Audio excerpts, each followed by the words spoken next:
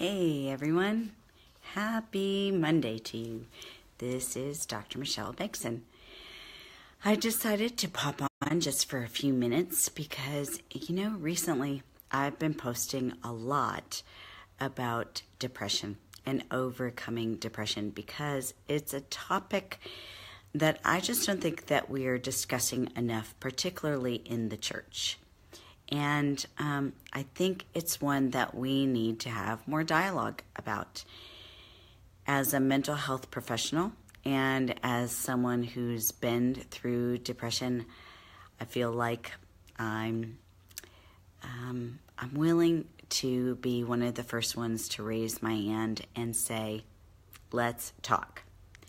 And so we've been having a lot more discussion on the topic because I think that's how we tear down the stigma, and that's how we reach some answers. But in having some of these discussions recently, I've had people pull me to the side and say, what is depression? I'm wondering if maybe I struggle, but I'm not really sure.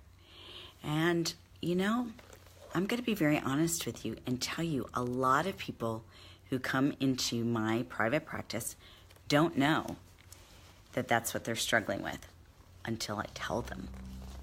And that's because depression presents differently for everyone. It presents differently for different ages, for different genders, for different races. And so that's part of what makes it difficult to know whether or not you're struggling with depression. But when I wrote my book, Hope Prevails, Insights from a Doctor's Personal Journey Through Depression, I asked a few questions just to get people thinking, to open up their eyes to whether or not, this might be part of what they're dealing with. So I wanted to read a couple questions to you. Do you ever look around and it seems like the whole world is laughing but you? Have you ever gone to sleep one night and woken up the next morning to find that your joy or your enthusiasm or your motivation has just disappeared? Do you ever hear others speak of joy and just think, I don't have any idea what joy feels like?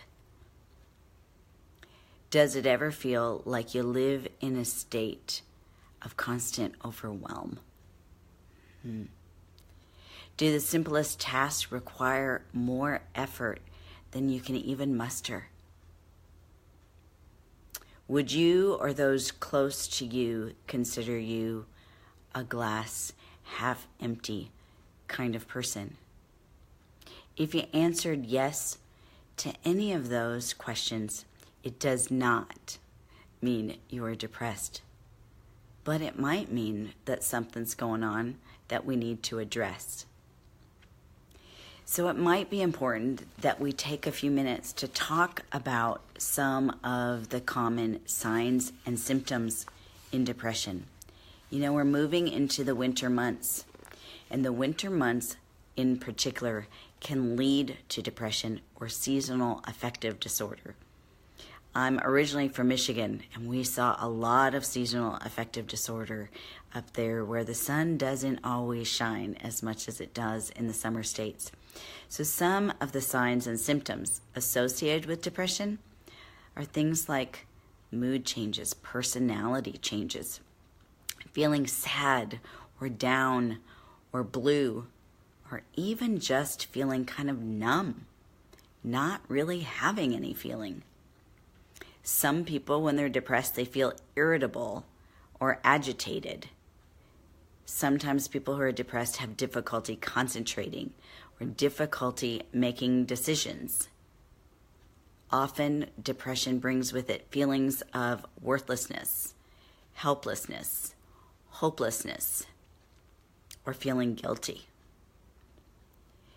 There's often indecisiveness, decreased energy, or motivation. There's often changes in appetite, either eating too much or eating too little or eating the wrong kinds of things. And there's often changes in sleep patterns, sleeping too much or sleeping too little, or never feeling rested.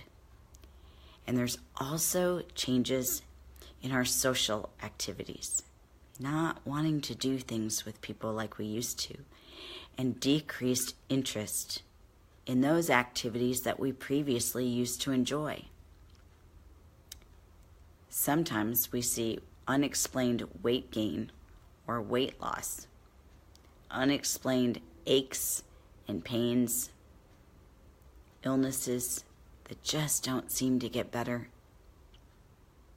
Sometimes there's crying for no reason, but not always. And sometimes depression brings thoughts of suicide. Now, you don't have to have all these symptoms, and rarely do people have all of these symptoms. And the symptoms will vary for everybody.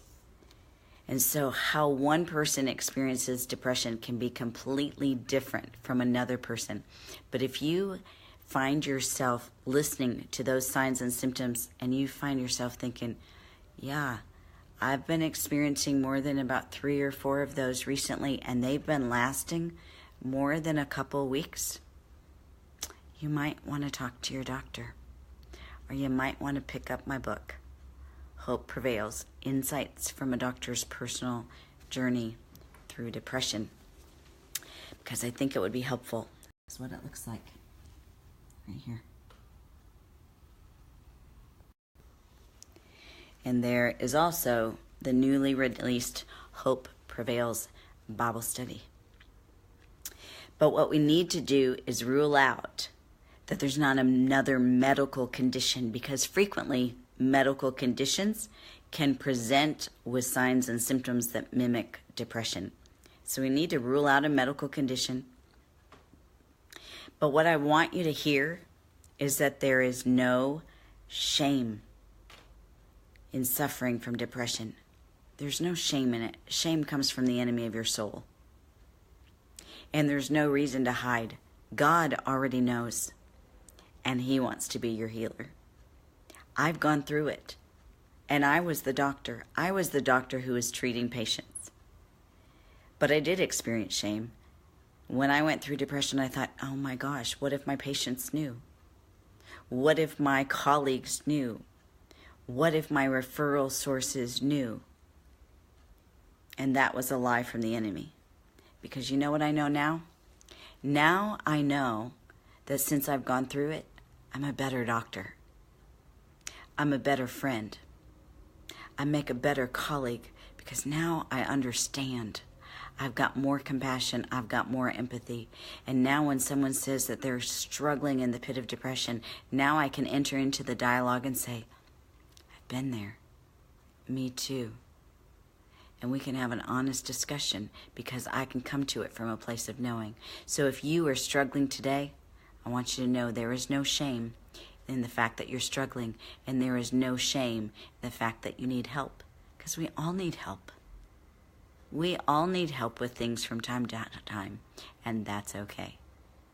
But I want you to know God wants to be your biggest source of help.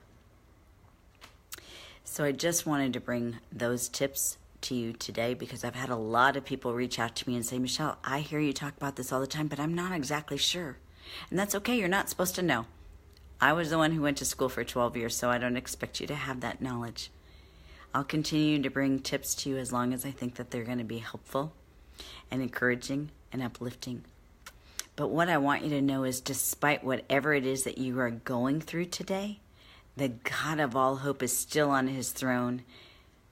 And He says in Jeremiah 29:11, "For I know the plans I have for you, declares the Lord, plans to prosper you and not to harm you, plans for a future and a hope." So whether you are going through depression today, or anxiety, or relationship difficulty, or a health crisis, whatever it is, He still knows the plans He has for you, and He's going to get you through this. Know that you are dearly loved, and I am praying that you have a hope-filled day. Until next time, this is Dr. Michelle Bengtson with your hope-filled perspective.